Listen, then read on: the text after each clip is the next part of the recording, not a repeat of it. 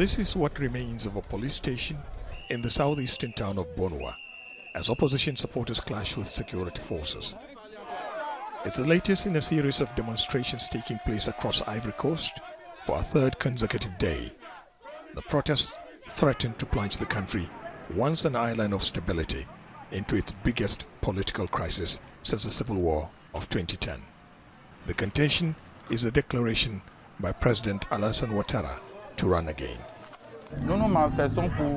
We are protesting for the President Ouattara to go because the Constitution has been violated, and we don't want to accept a third term. We call on the entire population of Ivory Coast to join us in making Ouattara leave. In a broadcast last week, the president announced his candidacy after his chosen successor, Amadou Gon Coulibaly, suddenly died of a heart attack. The fear of the country sinking into political and economic crisis has forced me to reconsider my earlier position not to run again. I accept the call by citizens who asked me to stand for president. The opposition has warned that Ivory Coast cannot afford another bloody crisis.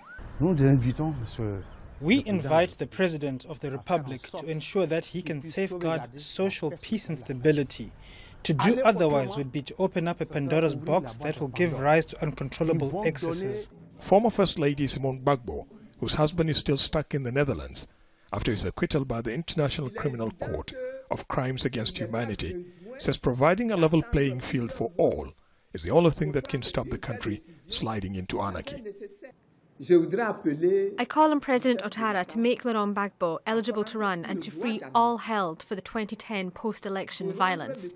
He should also facilitate the return of exile of thousands of Ivorians. With tension building, some residents of the financial capital have started stocking up, fearing for the worst. We still remember the events of 2010. I'm stocking up on supplies. Now look at the chicken we buy for 2,000 CFA. It's now 3,000 CFA. Even snail. Transport fares have gone up by 30%. The president's supporters say a change to the constitution in 2016, which also drew violent demonstrations, clears the way for him to run again.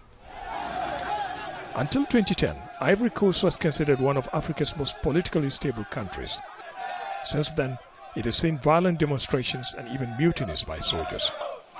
With presidential elections set for the end of October, there are fears that these protests could grow and plunge the country deeper into political turmoil. Ahmed Idris, Al Jazeera.